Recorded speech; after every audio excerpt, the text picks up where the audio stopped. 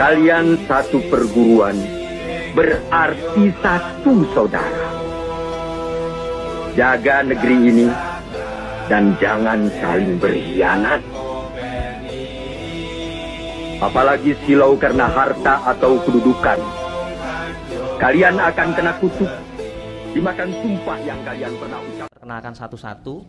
Di sebelah kanan saya sudah ada tak asing lagi. Ini ada Mas Kentus. Di masa lampau beliau adalah atlet seni yang nggak asing lagi, salah satu anak didik dari almarhum Mas Ipit.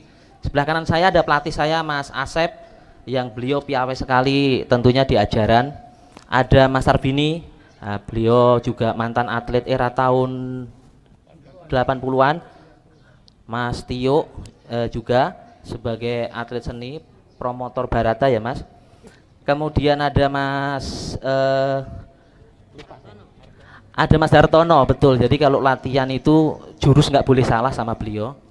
Kemudian ada Mas Kat, beliau adalah tokoh PSHT yang kebetulan menjadi salah satu wakil dan pengurus di PBIPSI.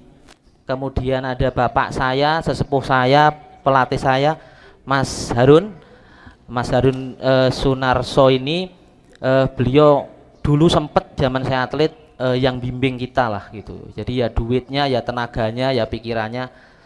Kemudian ada Mas Sutrisno, beliau ini juga salah satu atlet yang luar biasa pada eranya tahun 90-an nggih Mas. Tahun 90-an. Kemudian ada Mas Roni. Mas Roni ini adalah dulu pria jenius kalau saya. Beliau ini jenius hingga akhirnya dalam berprestasi beliau ini sangat atlet adu bebas kalau di era sekarang kayak Mas Wardi. Kemudian tak asing lagi ada Mas Nano. Wah, Mas Nano ini senior saya tapi belum sempat ngelatih saya gitu karena dulu saya atlet kalahan. Jadi Mas Nano ini selain pelatih pelatnas, beliau juga aktivis lah di PSHT ini, dia punya kepedulian terhadap adik-adiknya. Ada Mas Koko juga sama, Lur, ini pelatih saya juga, pendiam tapi galak. Terus ada Mbak Tina ini inspirasi saya. Mbak Tina ini dulu juga pelatih eranya tahun 90-an ya Mbak ya. Tahun 90-an beliau berprestasi sampai nasional bahkan internasional.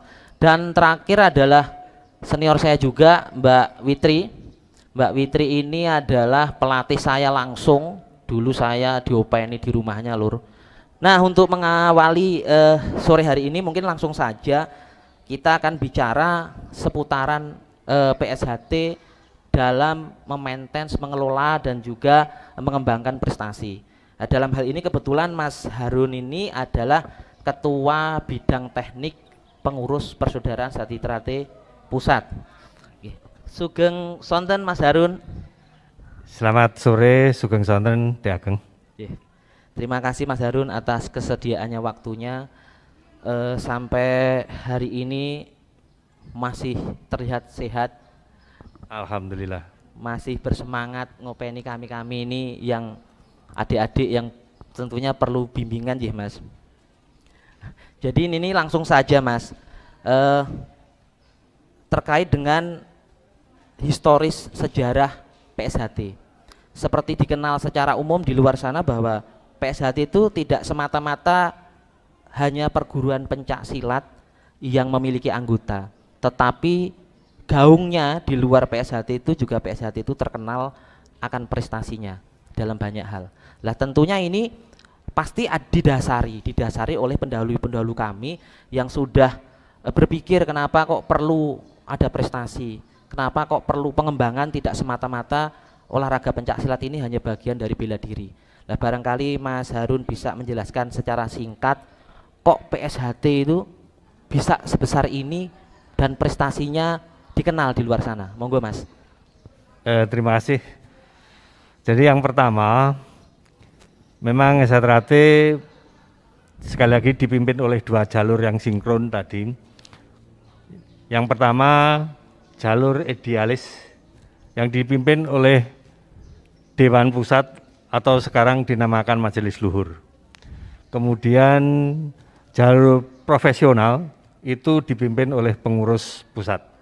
Nah, pengurus pusat ini punya program untuk peningkatan prestasi, khususnya prestasi pencaksilatnya. Dimulai dari tahun 79, itu diadakan SHT Cup yang pertama kali diadakan di Madiun pada tahun 1979. Kemudian secara bertahap 2 tahun sekali, yaitu tahun 81, itu diadakan SHT Cup yang kedua, yaitu di Solo. Waktu itu pemenangnya adalah juara umumnya adalah cabang Ngawi. Berlanjut tahun 83 diadakan SHT Cup di Jakarta. Kebetulan juara umumnya adalah cabang Ngawi. Waktu itu memperebutkan namanya Piala Bergilir SHT Cup yang terbuat dari emas murni 1 kg. Setelah SHT Cup ketiga di Jakarta, dilanjut SHT Cup keempat tahun 1986 di Ngawi. Waktu itu Ngawi bersemangat sekali untuk bisa menjadi juara umum. Namun Mas Imam waktu itu mengingat pengurus SHT ataupun organisasi SHT belum punya uang, kalau cabang Ngawi ini bisa menjadi juara umum, maka piala bergilir Mas Murni tadi akan menjadi piala tetap milik cabang Ngawi. Makanya Mas Imam berusaha semaksimal mungkin untuk bisa Ngawi tidak juara umum, sehingga Madiun sebagai rivalnya ya, untuk menanggulangi itu, akhirnya ditentukanlah dengan Madiun. Dan waktu itu di SHT Cup keempat di Ngawi itu terjadi ya agak kurang apa ya karena perebutan piala bergilir itu tadi. Pada selanjutnya SHT Cup dilanjutkan SHT Cup kelima, yaitu di Malang pada tahun 1989 dan dilanjutkan pada tahun 1994 di Jakarta. Setelah itu kejuaraan-kejuaraan yang dilakukan oleh internal organisasi SHT itu sepertinya mulai surut atau mulai padam.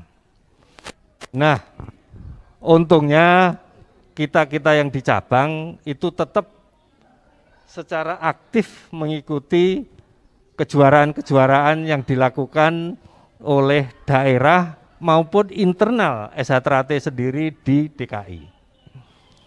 Jadi intinya bahwa untuk meningkatkan prestasi pencaksilatnya harus mau tidak mau, suka tidak suka, harus selalu diadakan, sering-sering dilakukan kejuaraan-kejuaraan sehingga atlet-atlet kita itu sudah biasa bertanding dan sudah tahu mana poin-poin yang banyak untuk pemenangan di kejuaraan itu. Mungkin itu yang bisa kami sampaikan. Jadi intinya untuk peningkatan prestasi pencaksilat paling tidak harus sering diadakan kejuaraan-kejuaraan. Entah itu lingkupnya daerah, entah itu lingkupnya cabang ataupun koordinator wilayah, saya rasa harus selalu diadakan sehingga ketika kita berprestasi di luar perguruan, yaitu di lingkungan IPSI, kita bisa diandalkan. SHT beberapa tahun yang lalu itu cukup disegani oleh pencaksilat yang lain.